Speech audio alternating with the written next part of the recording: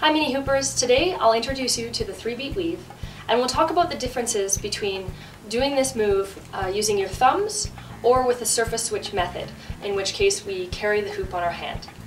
So there are two different ways of doing the 3-beat weave and I'm going to show you both of them, but strongly recommend one over the other. The one that a lot of people learn, and mostly because it's a lot easier to first pick up the move, is by carrying on the thumbs. So this is great. It's a great exercise to get yourself comfortable with the timing of the 3-beat weave, with the shoulder movements, with the arm movements, but ultimately what you want to be able to do is switch so that your hand is inside the hoop. So I'll demonstrate. Now, I'm not very good with the thumb method because I'm really not used to that. So essentially you're doing your 3-beat weave and you carry the hoop on your thumb for one rotation. Okay?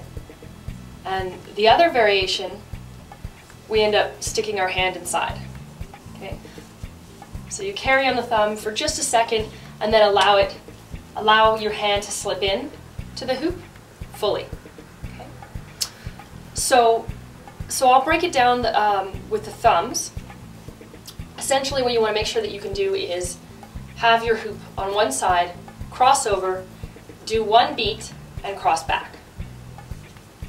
So one rotation over your thumb, because you want to do 3 beats. There's one beat on this side, and then 2 beats on the opposite side. So make sure you can do that with either hand comfortably, just like this. 1, 2, 3, 1, 2, 3. So really opening up the hand and carrying on the thumb.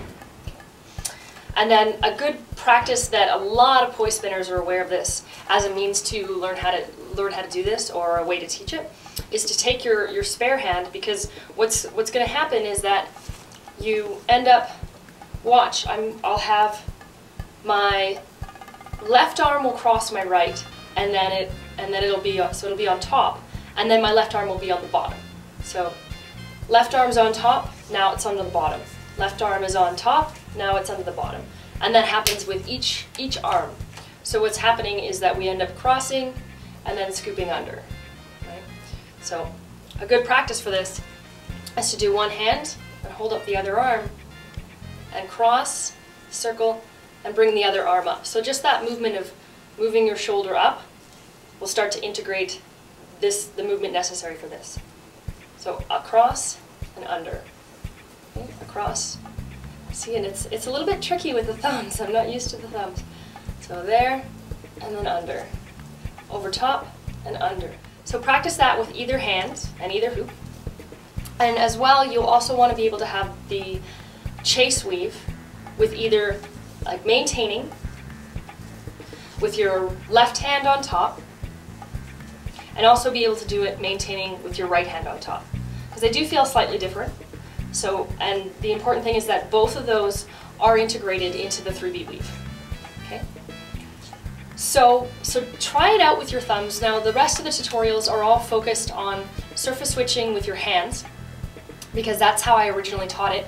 And I've just noticed a lot of people have been doing it with their thumbs, and I want to point out the big difference and the importance of doing it with your hands and doing that surface switching. I would recommend, feel free to learn our 3-beat weave using our thumbs. Do that just to get comfortable with the timing and comfortable with your shoulders, but ultimately you want to check out those surface switching tutorials and make that happen. Get really comfortable with that.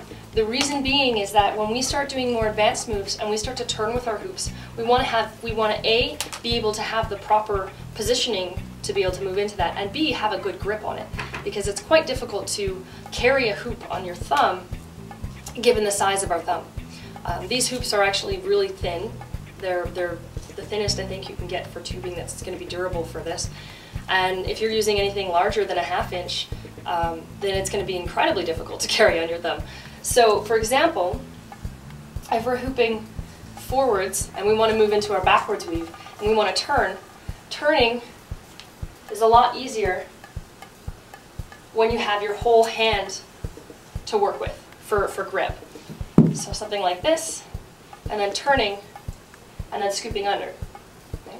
If you're here and you're stuck on your thumb, the ability to turn is you're now on the outside surface of the hoop. So essentially you have to do a surface switch either way. In order to turn, you have to surface switch. So rather than getting to the point where we have to learn that surface switch as we're turning, if we're used to doing our thumbs, then we'll automatically move into that and then get here and get stuck because we have to stick our hand in and we're not used to that. So make sure that you're doing that because it's going to help a tremendous amount. Most important thing with minis is that your hands have to be moving all the time, because it's amazing how you can be in some sort of flow and then suddenly you get stuck, and instead of actually getting stuck, the best mode of action is to just surface switch and get into a comfortable position. Okay? So keep that in mind, get really comfortable with your surface switches, and it should help a lot. So have fun with the rest of the tutorials and good luck!